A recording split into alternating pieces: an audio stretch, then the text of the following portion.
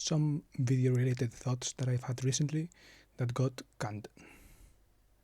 So yeah, I've been seeing a lot more uploads from Universe and from prerat lately, like recent uploads, for example 3 in the same day basically, or yeah, also like 4 in a single day or in back-to-back days, and I got inspired to make this video with some thoughts that I've had lingering, kind of shower thoughts, but also stuff that I've written here or whatever, from basically me talking about the video making process and stuff like that, thoughts that I've had from it. So the first one was this. I have my channel here because the thumbnails are actually good. This one isn't one of the thoughts that I had, but bonus thought. These thumbnails are actually good. I don't know, something about the expressiveness of her face is nice, and I think that it's good that the expression is different than like the content of the video what is going to be, but without being kind of annoying like these thumbnails. For example, these thumbnails, I don't like them anymore. They're annoying. I mean, I like them, but they are kind of annoying, right? You see that when you hover, it kind of breaks up the rhythm, and these ones don't. Like this one is her face being expressive enough for a thumbnail, but when I hover, you know that it's her face and it's her talking, right? So I like that. For example, this one is actually good, I think. I mean, this one would start differently, with me not holding the money, but with me like first here in the foreground of the image. So this one is good, but the rest maybe aren't that good. Well, this one is actually but that was like the additional thought. That was the bonus thought. Okay, so the little things. In this video here, in this part, minute 8, I mentioned like the little things. I say little details, I think. Yeah, I say, or at least that's what I tell myself, that I wanted to communicate that I care about the little things, right? That these little details are what open up the door for more like profound stuff, right? For more, I don't know, for revealing stuff, and that's, I had this tab open. I think you can see it in the video. See it? Yeah. If you see here live, you see that I wanted to talk about this video, but I forgot. So I'm going to talk about it, and in this video here, it's a video reading a thread, and in this part of the thread, Visa gives a theme park thought experiment and says, if you wanted to make a theme park, what would you make it about, right? And I got like the idea of making a Lego theme, no, kind of Legoland, that part where there are buildings and all that. Like these buildings, they're in Legoland. Well, not sure if in every Legoland, but in the Legoland I went to, Windsor Legoland, there are a lot of kind of neighborhoods or cities of famous cities that are built in Lego, right? But they are at scale, obviously. And in this thing, I mentioned them as good because, let's see what I say. The little minifigure doing the little thing, and it kind of fits the vibe, you know. If it's Little Italy, little Lego Italy, the miniature thing has like a little pizza, or or something like that, or is wearing a really Italian minifigure thing, something like that. I like that attention to detail in the little things, like in getting, or for example, something that came to mind related to this. For example, Robin Schulz? No, Andrew Schulz. Andrew Schulz. Yeah. Schulz.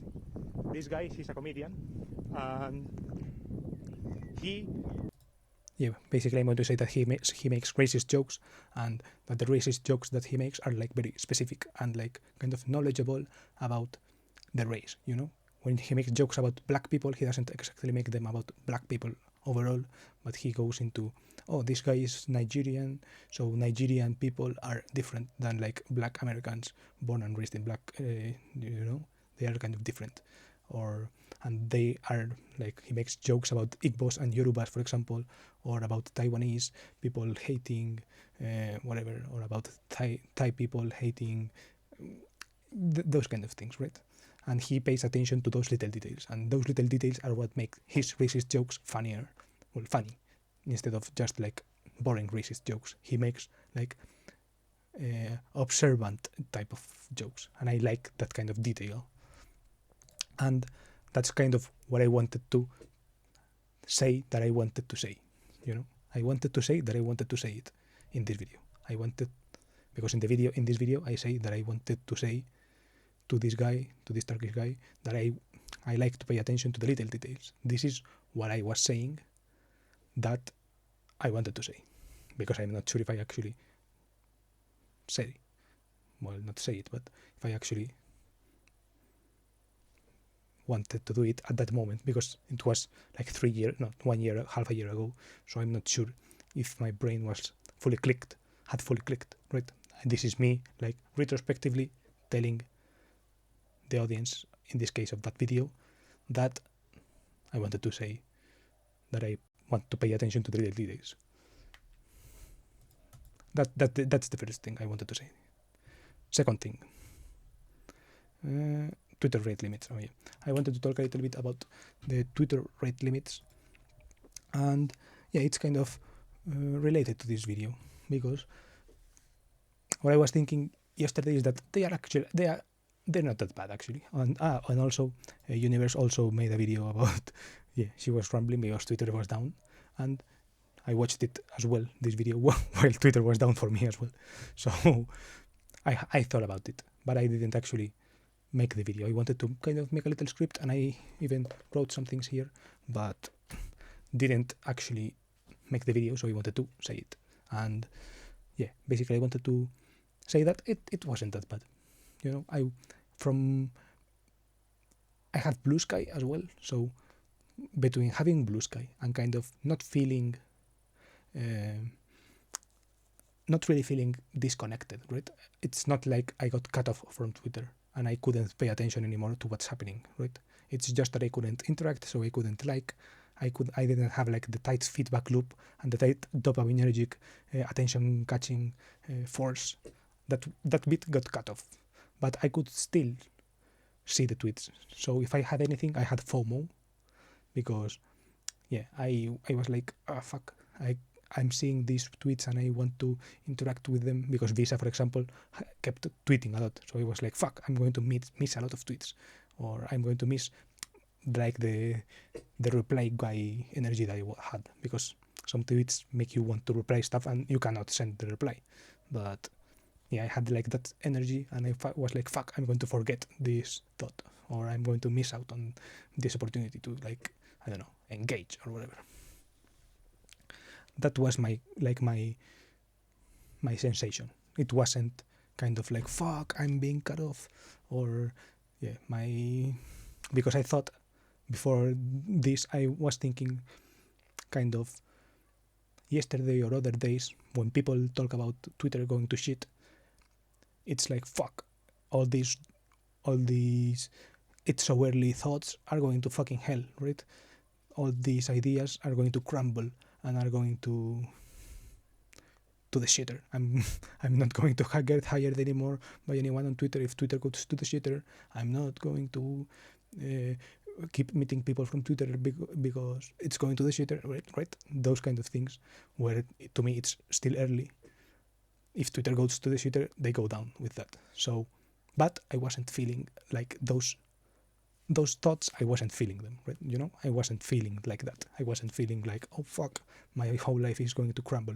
What I'm going to do? I'm going to be unemployed and without even an excuse of me being online, right? Because I still had blue sky. I could interact, and I was getting some kind of my usual, well, not my usual, but still some feedback from blue sky.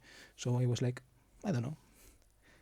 If Twitter went to the shitter, I kind of knew that I would find the others. I would still keep finding people, and I would go on to the next thing, and it would suck because all the infrastructure I've built on Twitter, basically me being able to quote retweet old tweets of mine, all that kind of practice and all that would go to the shitter indeed, and that would fucking suck. But I don't know, I wasn't feeling the bad feelings from that. I was feeling kind of, if anything, FOMO, or I don't know, FOMO from not being able to tweet because I don't have a blue check, or yeah, basically that. Or maybe kind of, oh fuck, I want to like these tweets, or I want to send a tweet to someone, or whatever. I don't know. Other feelings. And yeah, the latest thing that I wanted to talk about is about prerat, because he's been uploading like a lot of videos recently. But yeah, I've been thinking, yeah, since he uploaded the first ones, I've had his method of making videos, basically the method that he outlines in these 2 videos, which is kind of record something, put it in the edit, then record the next thing, and then put it in the edit again. And I've had that feeling and that way of making videos. Plus, I don't know, that the fact that the videos are actually good, are actually like well edited, and they are actually like good pieces of video content, I think. Like the video part is good, right? The animations are always nice, the drawings are cool, the recording with his camera, it's like, I don't know, it's fresh, it's fresh video. You see it and you're like, it's nice. It's not like this kind of thing, which is me in front of like a blurry screen that you can't really read okay, and yeah, with bad lighting. I don't know. I feel like his videos are like nicer to watch, just for the watchability factor, I guess. And the thing I tell myself is that I'm trying to build story, right? I'm trying to like tell stories, and I think I succeeded with this video. I did feel like this video is at least me telling some kind of story. Like, I do think this video has a nice story. It's not a top-notch story or a mega story, but it's a nice story, I think. And I did a decent enough job at telling it. But it certainly isn't optimal. It could have been, because this video for me, it's a 3 out of 10 video with a, 6 out of 10 story. The video part is probably very bad, but the story is, I thought it was nice. It's my story. So I feel like I told what I wanted to tell, but I took too long, so it's not that nice of a story because of that. And also, so there are parts that I could have cut off, and also the structure isn't fully there, in my opinion. I think that the parts by themselves make sense. Like, there is some kind of introduction, there is some kind of saying what's good, and there's some saying what's bad, but I don't feel like the arcs are there. I don't feel like the arc is good enough, and I don't feel it has like a good enough payoff. But I don't know, I think it's a nice story to hear. It's like some kind of essay, not a really compelling story, but I think like it's a decent enough essay, or like storyfied essay, I think. And I don't think I did a bad job at that. But yeah, what I wanted to going back to the prerat thing, is that I think my videos are supposed to be about stories, but the stories themselves are like, I don't know, let's overview this. I don't know. This one is decent. This one, I think this one was nice. But yeah, the video component was bad. This one, for example, this story is pretty random and it's not really compelling, I think. I don't know. I don't think that any of these videos are like me getting better at storytelling. I don't think I've really gotten better. They're kind of me saying a concept but taking too long, maybe. I don't know. Because, for example, prerat is doing them really fast. It's making a 1 minute video, and I'm like, yeah, that's watchable. And I think that my videos are pretty unwatchable. Like this 20-minute video, or for example, this same video is going to be like around 20 minutes as well. I don't think anyone's going to watch it. So, yeah, I don't know. I feel like I could be doing something better there. But, I don't know. In the same way, I feel like this thing that I've gotten used to has its charm, and that I think that it's going to be valuable in some kind of sense in the future, but that as video practice is not good. I think that what Prerat is doing is he probably joins both better. He probably makes something that is going to be nice to have in the future. For example, when he's like, I don't know, 40 years old or whatever, he looks 30. I don't know, maybe even younger. 30 probably. I'm 26, so yeah. Let's say he looks 30, 35. I don't know. And when he's 40 or 45, he's probably going to look back on this and be like, yeah, that was a fun phase, right? These were fun videos and fun things to make, and he's going to have like memories and all that, and he's going to know what he was thinking. But sorry, I got a WhatsApp that was kind of a friend got fired basically, and she just texted it to us, and we were like, oh damn. Okay, yeah, what was I saying? Oh yeah, that these videos are going to be nice to watch in the future as like some kind of, I don't know, seed. The people in the future will watch this and will say, damn, he made these 100 videos and they were like, yeah, and he was onto something, right?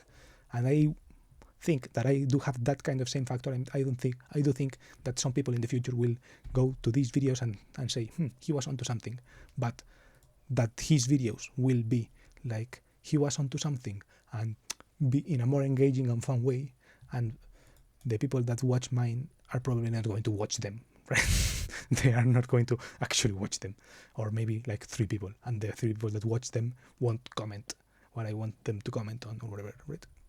And the comments will be like totally in a different time, so I won't like care as much about it, and yeah, like that there is a disconnect. There will be a more disconnect versus him, that the comment that you can make about a 11-second video is going to be pretty uplifting anyway, whether it's now or in 15 years, right? It's going to be like nice, right? Something like that, or this was the beginning, or something like that. And I feel like that's happening while he's he's like actually getting his hands dirty and like polishing his skills and all that, his skills, and getting new ideas flowing and all that. So I don't know, and I'm definitely not doing anything like that, right? I'm kind of practicing to be a streamer almost, and he's actually practicing making videos, right? And I feel like I should try to go more towards his route. I think I do like the story component in my videos, like the story ethos, I guess, not the component, because I don't actually like the stories I'm making, but I do like, but I do think I should gravitate more towards that.